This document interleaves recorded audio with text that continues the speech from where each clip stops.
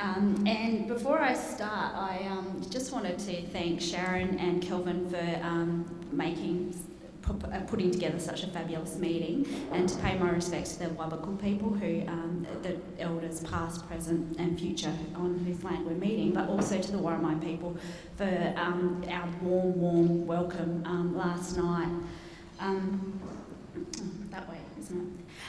Just before I started my talk, I just wanted to give a little bit of history about Omoz, because a lot of people here weren't at the first inception of Omoz, and it's been really proud moment for me and exciting to see it come to Newcastle.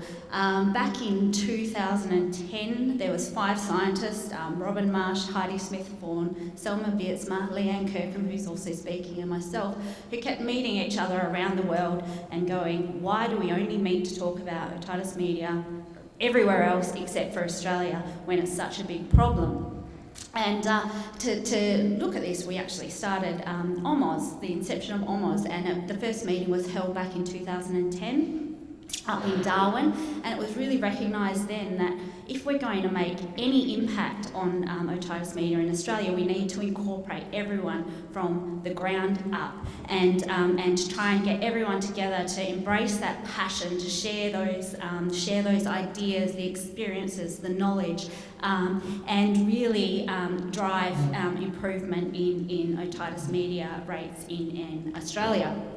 And so that was a really great success. And then the second meeting was held in Fremantle in 2012, and that was held in conjunction with NACCHO, and largely run on their behalf by Trisha Alade, and on our behalf by myself.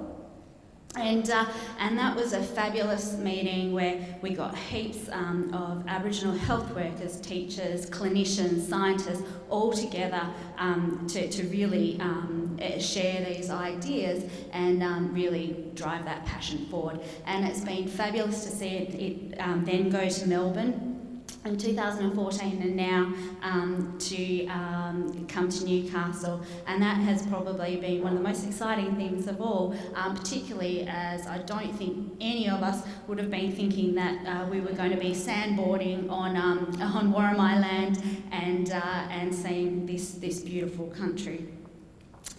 So thank you anyway for organising this. And now I'll actually get into my talk.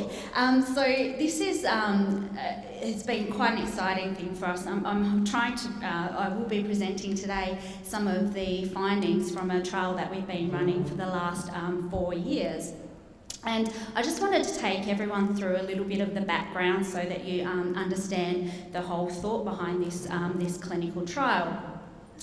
As we all know here, we see lots and lots of otitis media. Antibiotics don't really work very well, and often the final treatment is surgical, and these kids get grommets put in. But what our work and the work of others has shown is that these bacteria actually can survive in the middle ear in these things called biofilm. And this is basically slime coating the skin inside the middle ear, and when they're in that form, they're about 1,000 times more resistant to antibiotics. So it's no wonder that antibiotics don't work. What we didn't understand when we first started this work to show that is that the glue inside the ear is actually made up of this really extensive DNA, and this DNA is actually produced by the children's own immune response in an effort to kill the bacteria. So these cells called neutrophils come along, they spit out their DNA, and they are meant to basically stick the bacteria to them. And they've got some things called antimicrobial peptides. The bacteria are meant to stick to that and kill them. But what we were really surprised about is that actually doesn't seem to be happening in these ears. This glue stays, causes glue ear, stops these children from hearing, and the bacteria which are meant to be killed actually quite happily form these biofilms also within the glue in the middle ear. And this was kind of a very exciting step for us, because we're like, okay, this is something that we might be able to do something about. We also know that in biofilms, so when the bacteria are in these slime, they actually need DNA to be able to stay there. So if we can find something to break down that DNA, can we actually improve the treatment for these children? And sorry, the pointer doesn't work particularly well, but on the top round corner, we just show that the bugs that are in this middle ear fluid are the ones that are causing the infection. And then the red and the green one kind of shows that they're alive. And we can also show that this skin is lined with these bacteria and these biofilms. So, as I said, we got really excited when we saw this, and we're like, okay, so if we can find this DNA and we can target that, can we increase the bacterial clearance, so get rid of these bacteria from the middle ear, and improve these outcomes from surgery? And this was really nice because we could have a look and see, are there any treatments that target this DNA that are used clinically already? So something that we can take from the laboratory straight into clinical trial without having to go through the 10 years of research and development to try and look at that. And when we looked in the literature, we found this Dornase alpha, or pulmozyme, and that's used in treating cystic fibrosis.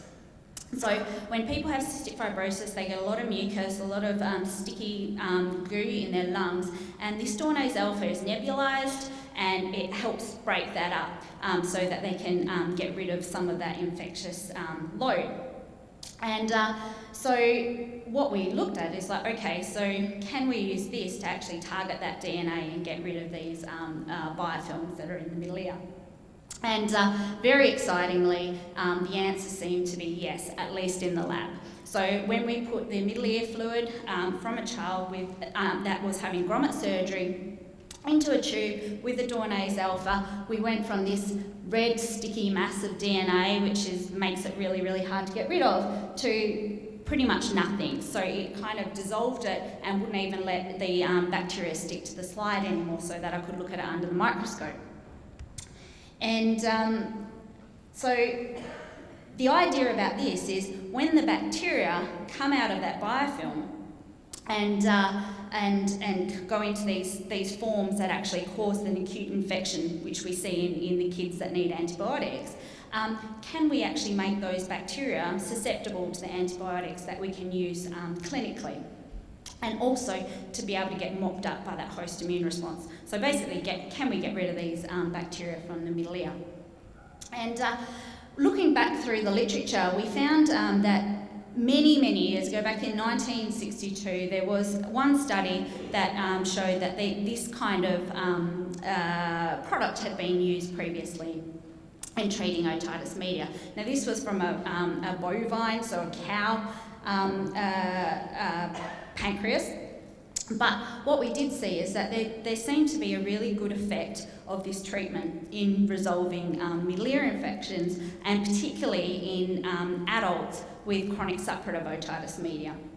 And what we can see from this table is that when you had Dornase treatment, you had an 80% resolution of CSOM versus if you just used antibiotics. In this case, it was back in the old days when they were using antibiotic powder, but you only had a 30% resolution. And there were some cases that even a single application could actually affect the outcome.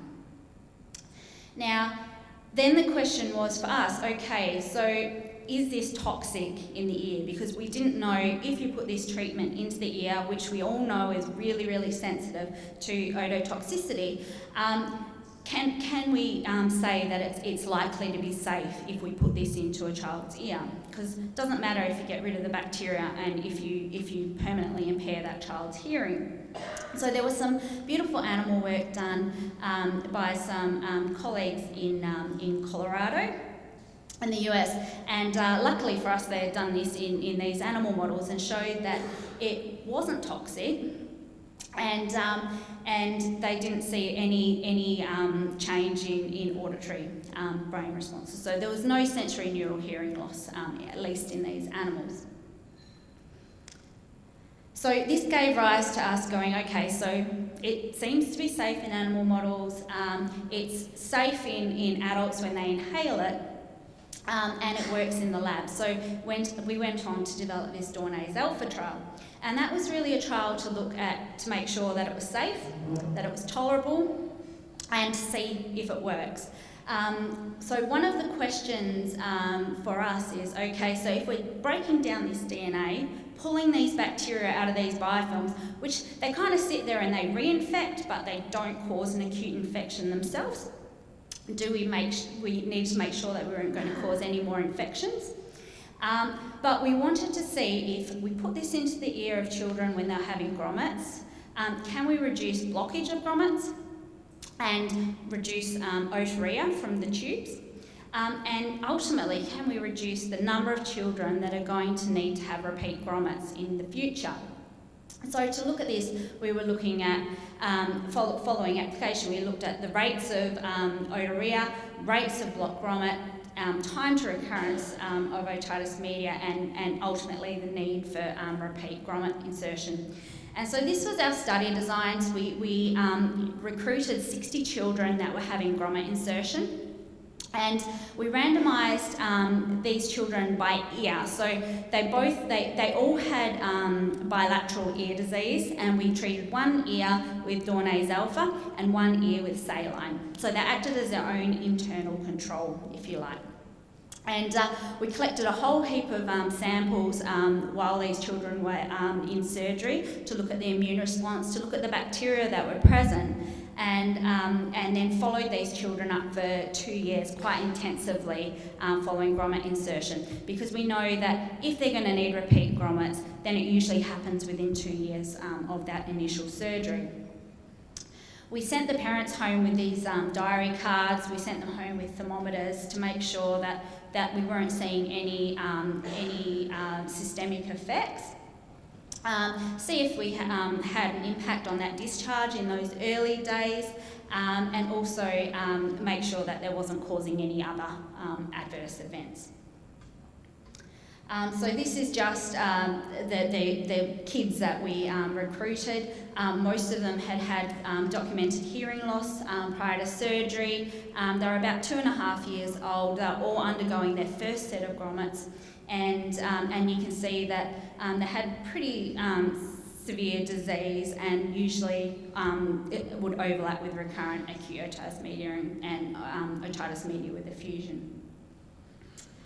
So we didn't really see any safety concerns following the treatment. We did see temperature in 5 children out of the 60, but most of those actually had pre-existing illness.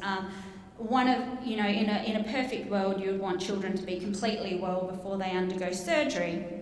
However, as you all know, most of these kids just have infection after infection after infection, so you have to try and minimise the infection before they go in, but they still need that operation. They had an improvement in hearing, and we didn't see any evidence of an adverse impact of Dornase Alpha. Most of these, the children were all followed up. We had a mean time of about 19 months in the study. Some of them reached the end point before that, and end point meaning that they needed repeat grommets. But we didn't really see any persistent AEs, and we didn't see any serious adverse events in these children. We didn't see any differences between ear pain in that first week according to treatment, and it's a busy table, but what you can see is those ears that were treated with Dornase and those that were treated with saline had about the same levels of pain. When the parents were talked to about, when these children actually experienced that pain, most of them documented that it was actually at the time of Saloxan drops being put in. The kids didn't like them, and they sometimes would run screaming from the room, but it wasn't a pain that persisted. And this is the really exciting stuff. So I was, and very new, you guys are the first ones that will have seen it. I was unblinding on the plane on the way over and doing analysis till the night before last. So what we saw is that we didn't see any difference in the rates of discharge between the Dornase and saline treatment ears in the first 5 days following treatment. And we also didn't really see any difference in over the 24 months following treatment. So it was a little bit disappointing, but it is probably a numbers game. But what was exciting is that we did see this increased trend for an increased time to blockage or extrusion for these Dornase versus saline treated ears. Now this didn't reach statistical significance, but there was a note that these kids had slightly more time until their grommet came out or before they were blocked, which was quite exciting. And 14 of these children required second sets of grommets put in. And I think this was one of those times that hypervigilance in clinical trials kind of came into play, because I think about 80% of those children we sent back to the ENT surgeon when we were following them up with that intensive follow-up, and the parents generally hadn't actually known that something was wrong. So just to summarise, we didn't see any evidence of ototoxicity. It was really well tolerated, and we didn't see any increased risk of infection. We did see these slight increase in times until blockage or extrusion, so the grommets falling out, in those years that were treated with Dornase alpha versus saline. And I'm going to say hypervigilance really does make a difference in these studies, which anyone that's done clinical trials probably could have told me well before. And what we think is that we probably need multiple applications of this Dornase alpha or slow release formulations, and as well as larger numbers. But now that, small steps, now that we know that it's really safe and well tolerated, we can go on to future trials in a larger cohort and with non-resolving CSOM. And just a little plug, if any of you are interested in coming to the international meeting next year, there's going to be a large focus on First Nations and knowledge translation for Indigenous populations internationally. Thank you. Thank you, Ruth. As we stay there, as we started 15 minutes late, I'll restrict it to just one question. Is there one burning question from the room? Yes, we've got one down. I was just wondering, has anyone tried Dornase alpha in the nasopharynx? No, they haven't. I think there was some interest in using it in the sinus for chronic sinusitis, but I'm not sure if that's been progressed at all.